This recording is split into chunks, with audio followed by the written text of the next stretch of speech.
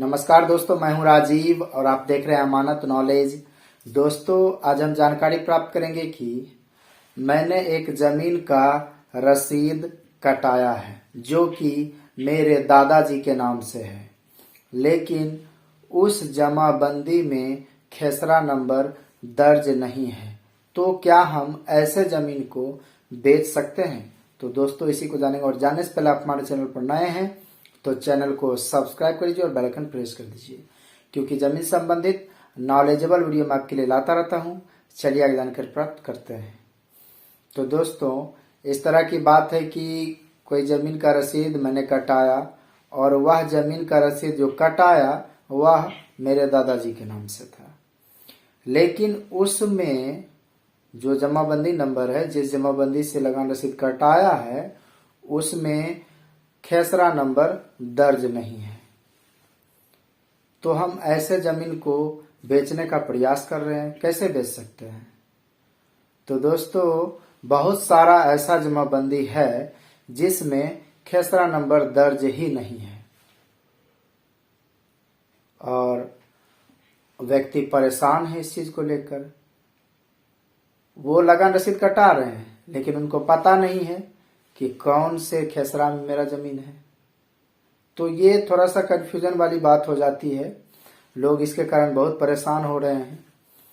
तो अब इसका सॉल्यूशन क्या होगा? तो दोस्तों, आपने जो लगान रसीद कटाया है जिनके नाम से, जैसे दादाजी के नाम से लगान रसीद कटाया है, तो उनके नाम से उस जमीन का मूल दस्तावेज आप ढूंढिए। यदि मान लीजिए खतियानी जमीन होगा तो आपको खतियान मिल सकता है।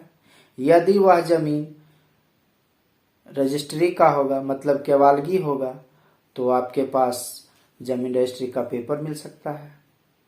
दान का होगा तो दान पत्र मिल सकता है। तो मूल दस्तावेज होना चाहिए और मूल दस्तावेज में ही खाता नंबर, खेसरा नंबर, रकबा, मौजा, थाना नंबर, मतलब टोटल डिटेल्स उसमें रहता है। क्योंकि आप किसी को भी जमीन बेचेंगे तो कौन सा जमीन बेचेंगे, कौन से खेसरा का जमीन बेचेंगे? वो तो खरीदने वाले पूछेंगे ही कि मेरा जमीन कहाँ पर आप हमें दे रहे हैं, आप जो जमीन हमें दे रहे हैं वह कहाँ पर दे रहे हैं, कौन से खेसरा से मुझे जमीन दे रहे हैं। तो आपके पास खेसरा नंबर होना अनिवार्य है।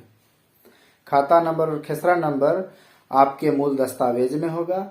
उस मूल दस्तावेज से आप अपने जमाबंदी में खाता खेसरा को दर्ज करवा सकते हैं और फिर आप उस जमीन को, जो आपका मूल दस्तावेज होगा, उस मूल दस्तावेज के आधार पर, जमाबंदी के आधार पर आप अपने जमीन को बेच सकते हैं।